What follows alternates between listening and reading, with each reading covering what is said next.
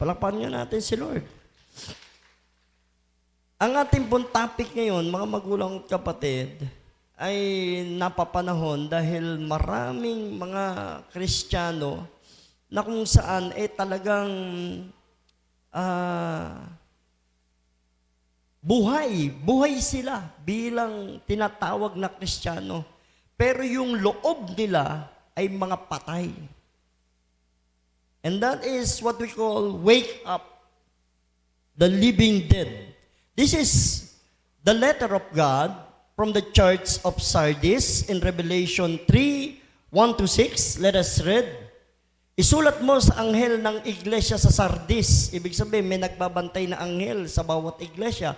Dito sa atin, may nagbabantay na anghel. Hindi ko sasabihin sa inyo ang pangalan, pero alam ko kung ano yung pangalan ng nagbabantay dito. So, may nakabantay na anghel sa bawat iglesia.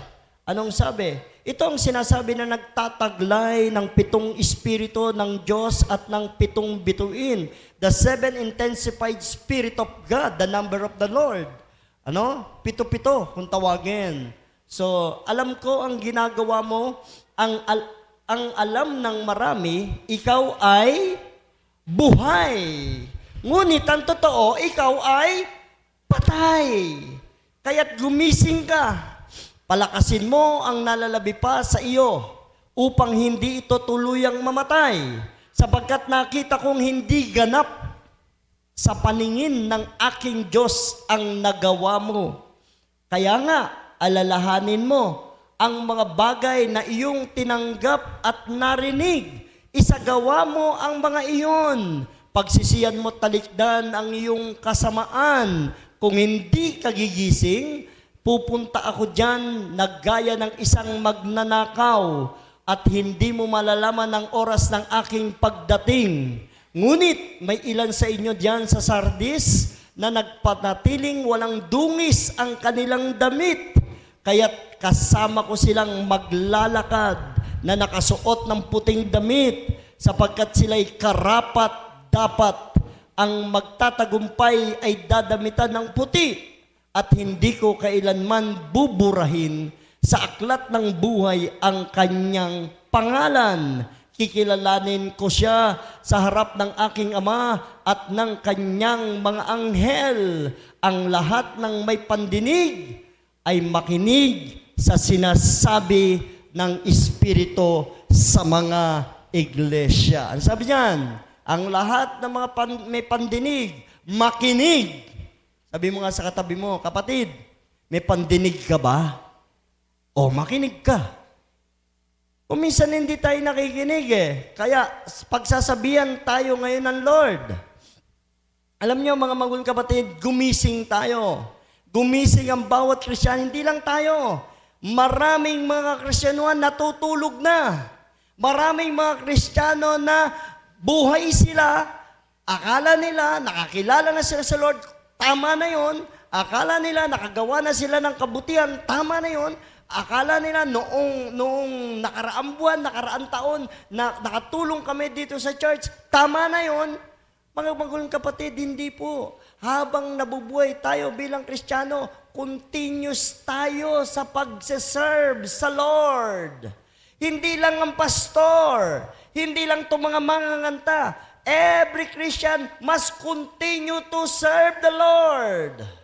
Alam nyo ba sa Jeremiah, ang sabi ng Panginoon, no, yung mga nagawa ng mga tao noon ay hindi natitingnan ng Diyos. Ang iyong mga nakaraan, ang iyong mga nakalipas ay hindi natitingnan ng Diyos. Amen? Mabuti man ito o masama man ito, nakakilala ka sa Panginoon, kakalimutan na ng Diyos ang kanyang mga nagawa noon. Ito pa yung upuan. Punta po tayo dito. Dito po tayo sa harap. Yan. May electric pan dyan. Okay. Hindi na titingnan ng Diyos ang mga nagawa nating mali. Wow! Dahil nakilala natin siya. Amen? Hindi na rin titingnan ng Diyos yung mga mabubuti nating nagawa noon. Ang tinitingnan ngayon ng Diyos, lagi, at the present choices natin. Kung ano ang gagawin mo sa Kanya sa araw na ito. And that was the Bible said. Hindi na noon ang tinitingnan ng Diyos. Ang Diyos kasi natin, hindi lang Diyos ng nakaraan, Diyos ng pangkasalukuyan at Diyos ng hinaharap. Amen. Ang Diyos ng nakaraan natin ay alam niya ang mga pinagdaanan natin. Ang Diyos ng pangkasalukuyan na kung saan tinanggap natin, alam niya rin kung ano ang gagawin natin sa Kanya ngayon. At alam niya rin ang gagawin natin sa hinaharap. My dear brethren, your present choices, yan ang judge ng Lord sa atin. Not the past. Kasi kung mabuti ang ginawa mo noon, may reward ka na sa Lord. Nakalaan na yon. Nakahain na yon. Kung bahay ang reward mo sa Lord, nandun na yon. Hindi mabubura yon. Binigay na ng Lord sa iyo kada ginagawa mo ngayon at the present time, agad-agad, may reward ka sa Lord. Nag-akay ka ng maraming kaluluwa sa Panginoon, agad-agad, libu-libong anghel magdidiwang sa kalangitan dahil nag-akay ka ng isang makasalanan sa Panginoon. At nanumbalik ang taong ito sa Diyos, libu-libo laksa-laksang anghel, ibibigay na agad sa iyo. Ngayon at the present time ng Diyos, ang reward mo sa langit. Doon mo makikita yon. Pag namatay ka, tanong kapatid mo, kapatid, sabi mo, kapatid, gusto mo na makita reward mo? Makikita mo lang ito kapag namatay ka na. Merong reward sa nakaraang kabutihan na ginawa mo. Amen? At ang masasamang ginawa mo, kinalimutan na ng Lord ang kasalanan mo dahil nanumbalik ka sa Kanya. Pero, at the present time, kailangan mga magulong kapatid,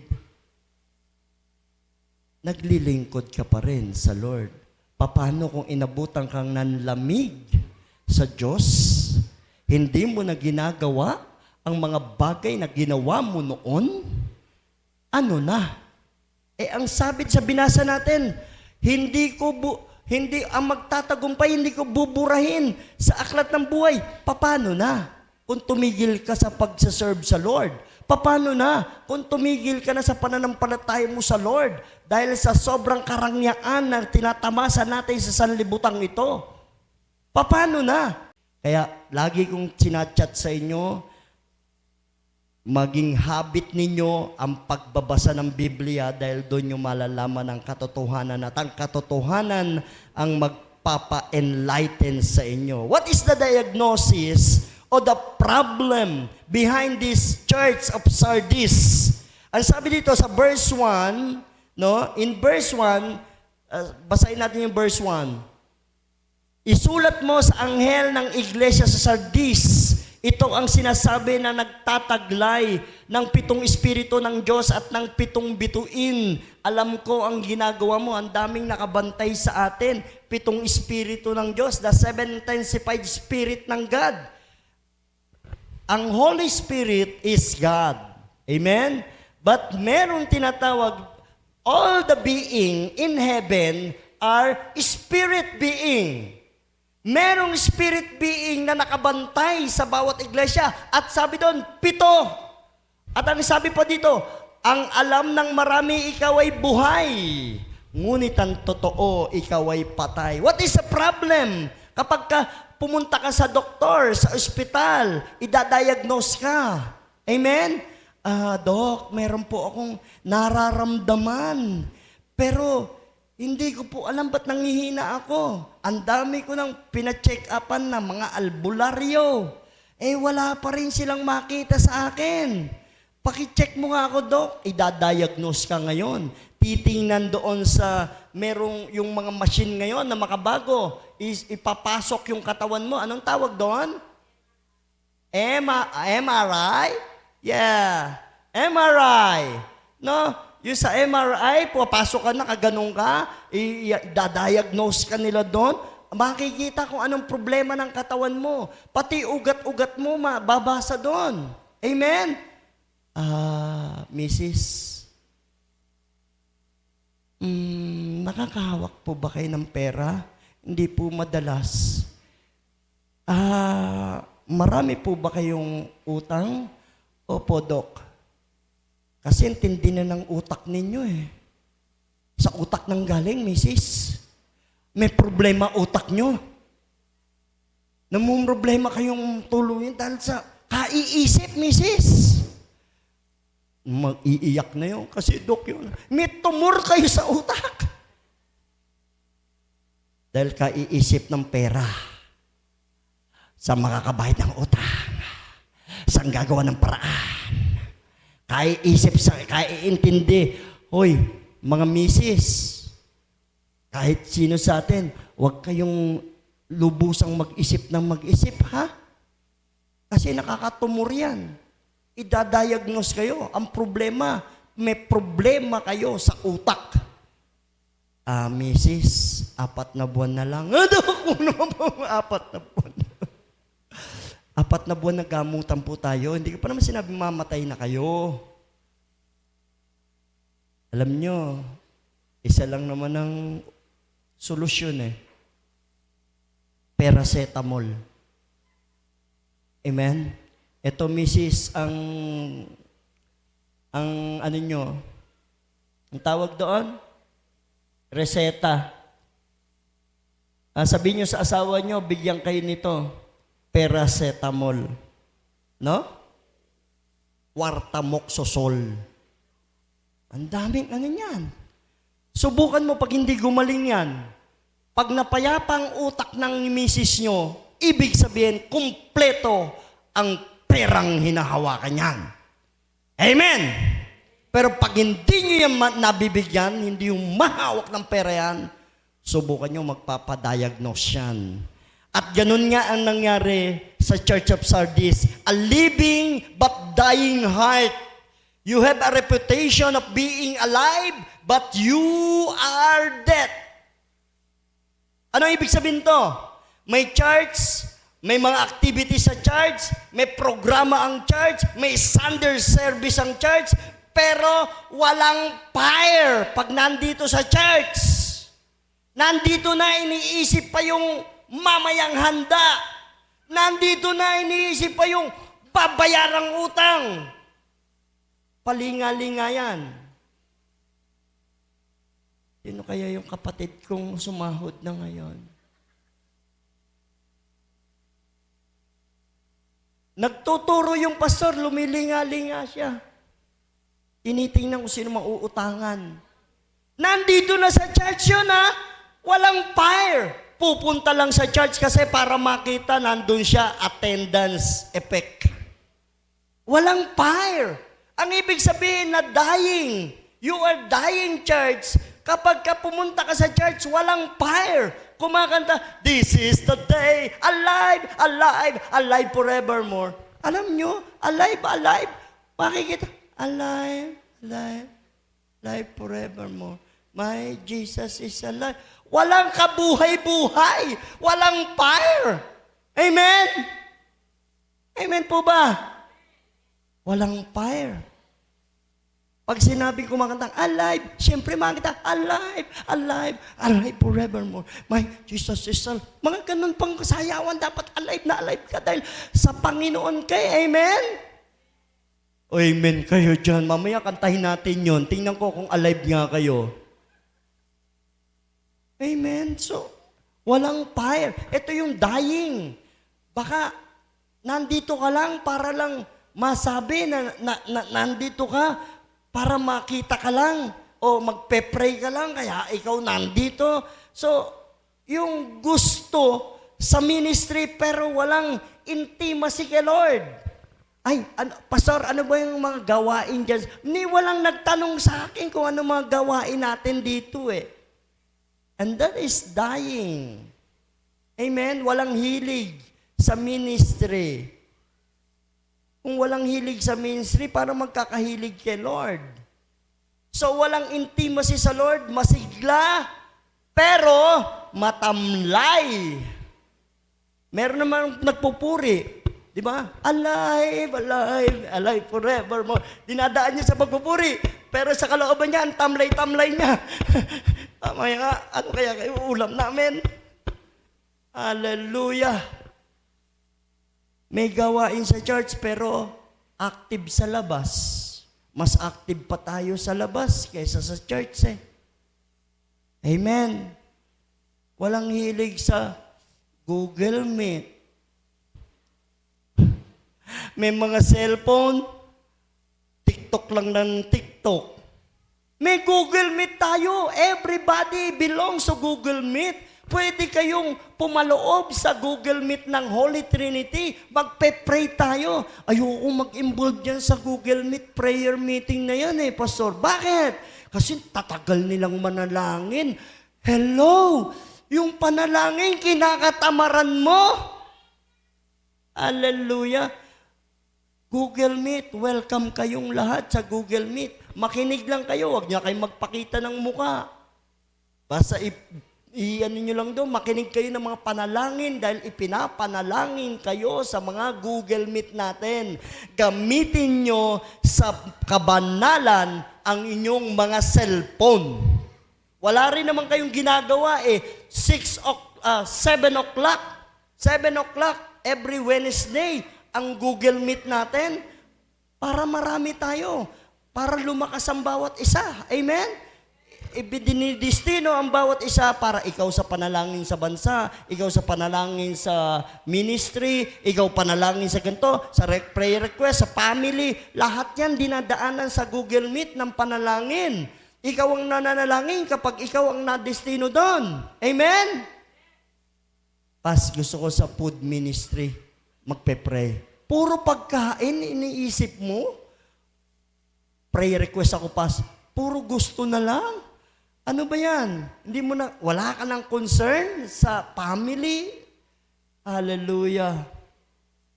Ano yung ibig sabihin ng dying church? You have reputation, number 1. You have reputation as a Christian pero active sa world. Christian ka lang na tinawag pero nako-compromise ka pa sa world. Alam niyo yung world? Alam niyo yung world? Yung ginagalawan natin araw-araw. May Bible study. Kaya nga, wala na tayong Bible study. Gusto nyo mag-antay Bible study. Tingnan ko kung magpatawag ako. Bible study tayo mga women's ministry. Magkakandak tayo women's ministry. Bible study dito sa church. Tingnan ko kung sino yung pupunta. Pastor, meron akong appointment Pastor, nandito kami sa Kabaka. Pastor, nandito kami sa wala. Kaya tapos tatanungin niyo ako, bakit walang banto? Bakit? Aating ka ba? Yun ang tanong ko. Huwag na kayo magsasuggest. Pastor, bakit wala na tayong yung mga children's ministry? Bakit? Gusto mong magturo? Hindi, tinatanong ko lang. Walang burden. Walang fire. Number 2, ano ibig sabihin nito? Alive but dead. No prayer life. No word of God. No conviction of sin. Hindi sumusunod sa kalooban ng Diyos. Buhay sa labas, patay sa loob. Parang walang iniwan tayo yung mga Christian. Marami nito, hindi lang dito sa church natin, marami nito. Parang walang iniwan sa cellphone. Ang ganda iPhone. Amen? Pero 1% ang battery. Ibig sabihin, hindi naka-charge. Ibig sabihin, buhay ang labas, ang ganda sa labas, pero patay sa loob. Ang tinitingnan ng Diyos, ang puso, ang heart. Pag binless ka ni Lord, i-bless mo siya. Amen? Huwag kang manghinayang na ibigay ang blessing sa Lord. Ay, sa pastor, nagbigay na ako sa Hindi. Lagi yung sinasabi, yung binigay mo sa kisame, yung binigay mo dito sa church, yung inhulog mo dito, bibigay na ng Lord sa iyo yun. Process na yun. Amen? Kung hindi mo man tanggapin dito, sa heaven matatanggap mo yon. Nando na yon, ginto ang bahay mo, may kusina kang ginto, may bantay kang mga anghel. Yun ang katotohanan sa langit. Kapag marami kang sinerve sa Lord, ang dami mong bantay na anghel. May bodyguard ka doon, may bahay ka doon. Ano gusto mo? Mamatay ka na nakaupo lang dyan, na walang gagawin sa church?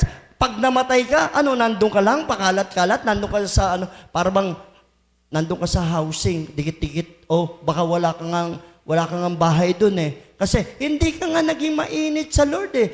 Pero ligtas ka naman, huwag kang mag-alala. Ligtas ka naman. Nandun ka sa langit, paano-ano ka lang, ikot-ikot ka lang doon. Pag time na ng pupupuri, sasama ka. Pero wala kang bahay. Tandaan ninyo, hindi lang ito ang buhay natin sa lupa, hindi lang ito. Kumbaga, sabihin natin, ito ay pasimula lang ng buhay natin. Ang totoong buhay natin ay sa langit. Tinatamasa natin. Ito ang testing ng life natin. Doon ang fulfillment of life natin. Kung papasa tayo, merong fulfillment of life. Pero pag bumagsak tayo, at tulad ditong Sardis, nakikitaan na ng Lord, no? Buhayin yung prayer life nyo. Sino madalas manalangin? Sino yung madalas humawak ng Bible? Cellphone, Bible, cellphone, Bible, cellphone, cellphone na lang. Mas madalas pa ang cellphone na hawakan kaysa sa Bible eh. Amen po ba? Mas madalas pang tawagan si Kras kaysa tawagan si Lord na manalangin. Amen po ba? Magiging mabuhay ang relationship ng isang taong hindi nakasalig ang relation sa Lord. Tandaan nyo yan. Kapag hindi nakasalig ang relasyon nyo sa Panginoon, magiging mabuhay. Kung umaabroad man kayo, hindi kayo naging tapat sa Lord, babawiin ng Lord yun. Ang dali-dali ng bawiin ng Lord. Kung si Job, matuwid na, di ba? Sabi niya, ang Diyos ang nagbigay, ang Diyos ang bumabawi. Madaling bawiin ng Lord sa atin pag hindi tayo naging tapat sa Lord. Dalawang bagay ang pagbawi ng Lord. Masira ang buhay ng pamilya mo, mawala ang isa sa mga pamilya mo, o hindi naman ikaw eh. Yung kahinaan mo, yun ang titiyaan ni Lord. Amen? O magka-disastrous because you never faithful to God. Faithfulness ang usapan sa heaven. At the present time na ginagawa natin, hindi na po ako nagkulang sa inyo ng katuruan. Magkakaibigan pa rin po tayo dito kahit na lumabas tayo. Pero huwag niyo akong pagagalitan dahil ito ang sinasabi ng Panginoon sa ating lahat para tayo ay maging purong Kristiyano. Amen? Subukan niyo ang Diyos. Sukatan niyo ang Diyos. Kung anong panukat na papanukat niyo sa Lord, papanukat niya sa inyo. Tandaan niyo yan. Kaya kapag sinukatan niyo siya ng walang katapatan, balang araw, aanihin natin yan. Kasi mahal niya tayo eh. Dahil nakilala mo siya, aanihin natin. Dahil tagalangit ka na, aanihin mo yan. Kasi gusto niya maligtas ka. Dito palang lilinisin na tayo ng Diyos. Sabi doon, humingi ka ng tawad sa Kanya, patatawarin Kanya at lilinisin ka. 1 John 1:9, lilinisin ka sa lahat ng iyong karumihan. Hindi sinabi ng Lord, pag humingi ka ng tawad sa Kanya, nagbalik loob ka, malinis ka na. Lilinisin ka ng Diyos. Pero pinatawad ka na ng Diyos, pero lilinisin ka ng Diyos. Anong paraan ng paglilinis ng Diyos sa atin? Sa mga naranasan natin sa buhay. Hindi niyo ba alam na kumikilos ang Diyos sa kabila ng ating mga katigasan ng ulo? Amen? Yan ang paraan ng Diyos eh. Dahil mahal ka niya at alam niya na ikaw ay Kanya. Kaya ayaw niya na doon sa heaven, doon ka linisin ng Diyos. Pag namatay ka, hindi ka nalinis dito, paano na lang? Mapalad tayo dahil nararamdaman pa natin ang tapik ng Diyos sa buhay natin. Kung hindi, at mapalad tayo, may mga taong pagkatapos niyang tapikin tayo, may binibigay siyang mga tao para makatulong sa atin. Tama ba? May mga taong tumutulong sa atin. Nagugulat tayo. May nakakausap tayo. Nagpapalakas ang kalooban natin. Kasi ginagamit sila ng Diyos sa'yo sa kabila ng consequence na nagawad ng Lord dahil sa katigasan ng iyong ulo. Deeds unfinished. Ito yung buhay pero patay. Deeds unfinished. Maraming plano kay Lord. Maraming pangako sa Lord. Maraming, pero walang pagkilos. Maraming pangako pero napapako. Amen. Sino na mga nangako? Ay! Kung iisa-isahin ko, sulat sa langit, sabihin ng Lord, ito mga nangako sa church. So, ito. Chuang, chuang, chuang, chuang. Ay! Kaya, encouragement ko sa inyo, kapag abroad kayo, ibibigay naman ni Lord sa inyo Huwag na kayong magsasalita o mangangako. Amen? Pastor, pagka naka-abroad ako, wag na. Wag na sis, wag na. Tutulong ako sa... No. Malilimutan mo ang iglesia. Kapag nasa iba yung dagat ka na. Tested. It's very, very tested. Amen? Ako hindi ko malilimutan ng church pagka nasa... No. Anong pangalan ng pastor doon sa church? Tingnan nyo. Hindi nyo pa alam kung ano talagang totoong pangalan ng pastor nyo. Basta alam nyo lang, Pastor. Diba? Ang totoong pangalan ko. Yung iba, huwag nyo sasabihin. Anong pangalan ko? Diba? Hindi nyo kilala? Gusto nga, huwag nyo akong kilala Para mamatay ako. Sino nga pala yung pastor natin? Namatay na yung pastor, hindi pa rin kilala yung pangalan. Hindi naman tayo katulad ng mga church na lalagay yung tarpaulin na napakalaki, tapos Reverend Domingo Labrador. Tapos may mukha pa. Di ba? Ano yung kulto? Imagine that. Ano ang sense na ilalagay ko yung mukha ko sa gate para makilala ako ng marami dito na ako yung pastor? Hindi na. Kilala tayo ng Diyos kahit hindi tayo magpakilala. Amen? Ang totoong mga lingkod ng Diyos, hindi nagpapakilala. Makikilala sila sa kanilang mga gawa. Amen? Palapakan nga natin ang Panginoon. Okay, next. Number 2. Sabi doon. Okay, number 2. What is the command? Diagnosis pa lang yun, What is the command? The command of prescription. No? Yung verse 2, anong sabi dyan? Ano yung sabi ng doktor? Pahayag 2, kaya't gumising ka. Palakasin mo ang nalalabi pa sa iyo upang hindi ito tuluyang mamatay. Sapagkat nakita kong hindi ganap sa paningin ng Diyos, ng aking Diyos, ang mga nagawa mo. So, ibig sabihin, hindi pa tayo ganap. Amen? Marami pa tayong gagawin sa Lord. Amen po ba? Kahit nasa edad na kayong ganyan, marami ka pang gagawin para sa Lord.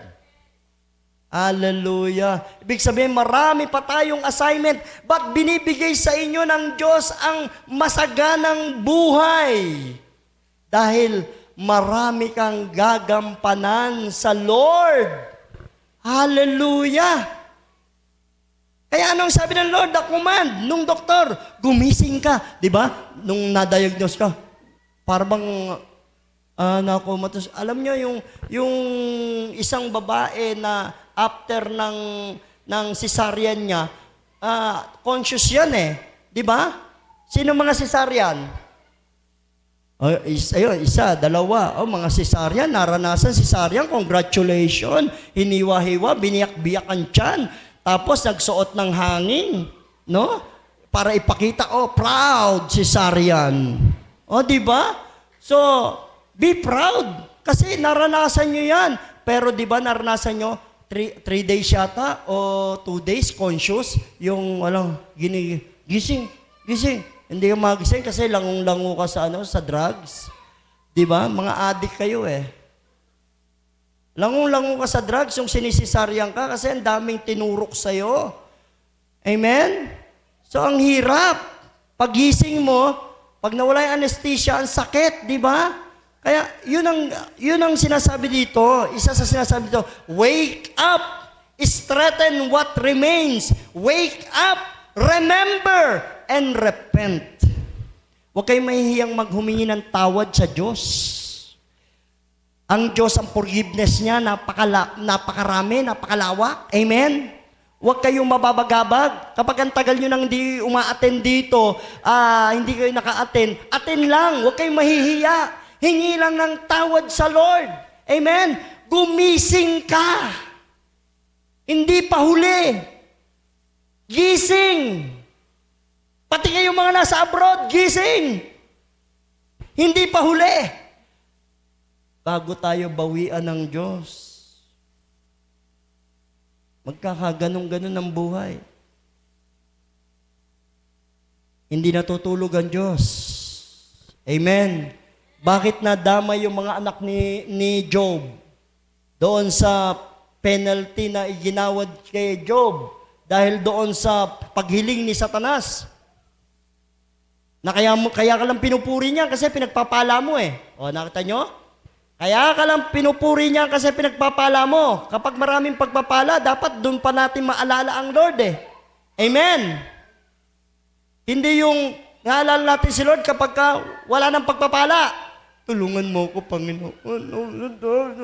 Pero kapag sobra-sobrang pagpapala, hindi na maalala. Hallelujah. Bakit? Bakit nadamay? Kasi si Job lang yung matuwid eh. Pati yung asawa niya, pinasusumpa ang Diyos nang mamatay na siya. May asawa bang ganon? Pag ganyan asawa mo, tapon mo yan. Kung kay Job, tinapon ko na yung asawa ko eh. Hindi ko na inanakan. Pero hindi, si Job yun eh. Hindi naman ako eh. Di ba? Matuwid si Job eh. Hindi naman ako matuwid. Walang matuwid dito kahit isa. Pero pinagmalaki ng Diyos, si Job, matuwid na tao. Nadamay, nabagsakan ng 7 anak, nabagsakan. 7 anak, nabagsakan. No? Kung Satanas na to eh. Iniling ni Satanas eh. Oh, pati anak niya nadamay. Bakit? Hindi kalugod-lugod sa Diyos. Ang mga anak ni Job, nagkakasayahan, nagiinuman. Hallelujah. Si Job habang nananalangin sa Panginoon, hindi kalugod-lugod, nadamay lahat. Pero anong ginawa ng Diyos? Binigyan siya ng mababait na anak, magaganda, na walang kasing ganda sa katabi mo. Tingnan mo yan. Pero yung isang anak ni Job, kasing ganda ni... Parang hindi rin eh. Sabi doon, walang kapares ang ganda nung mga anak ni Job. Hallelujah.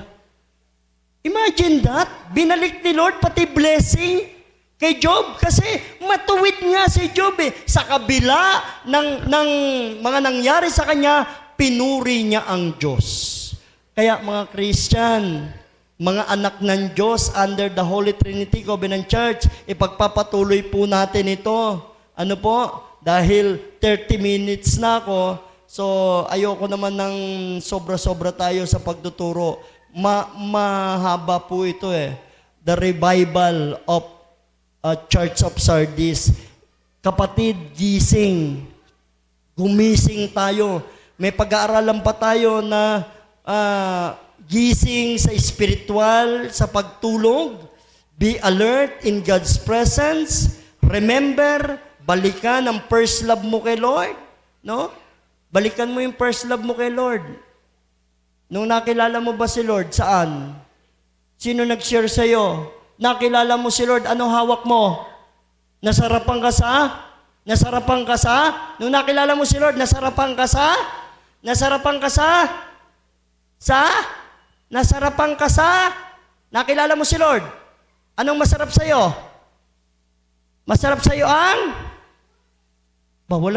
Wala yata nakakilala kay Lord dito. Hello, Lord? Nagtuturo ba ako? Wala nakakilala sa'yo dito. Saan kayo nasarapan? Sa? Buhay na walang hanggan, si Mami Nitz. Oh, saan? Sa? Pagbabasa ng Bible. Dala-dala mo, laki ng Bible dati. Dito pa, oh. Nung nakilala mo si Lord, proud na proud ka. Punta ka ng church. Oh,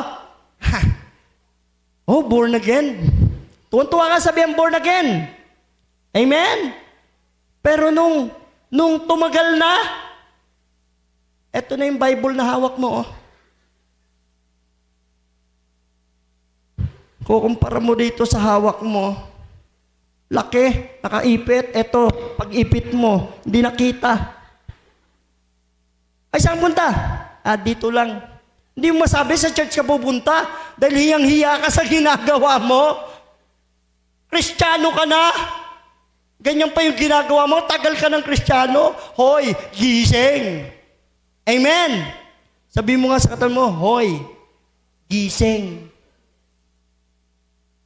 So imagine, mas gusto mo pa to. Ano ba pa? Sabi ng Lord, remember, balikan mo ang first love mo sa Kanya. Basa-basa din pag may time.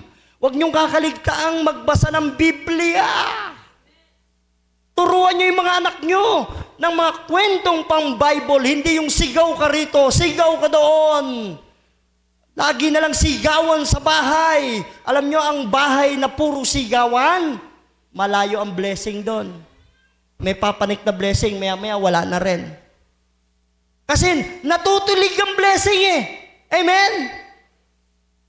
Hindi naman konting pagkakamali ng anak. Sigaw! Ay!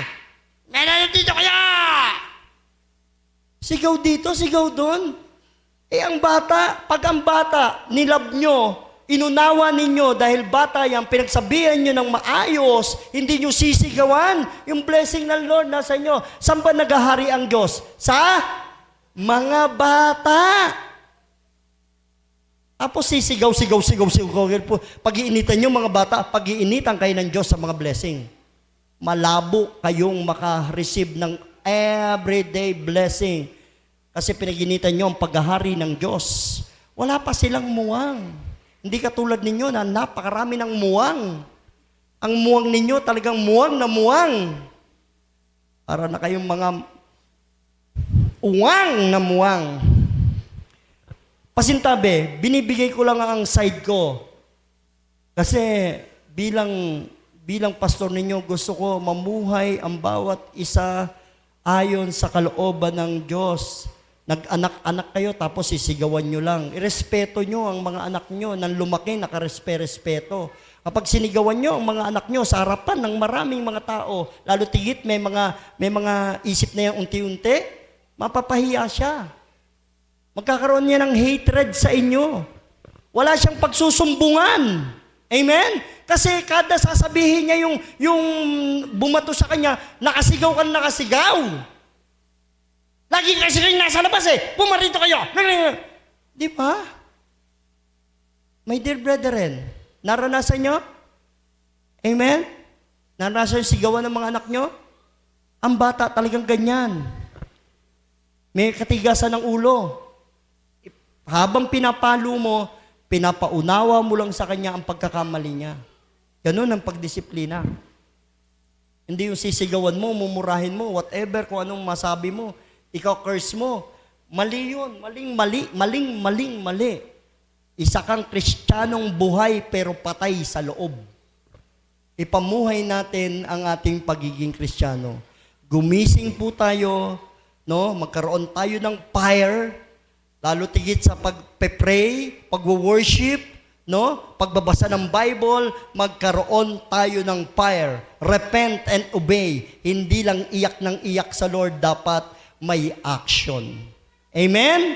Purihin ang Panginoon. Let us all rise. Thank you, Jesus.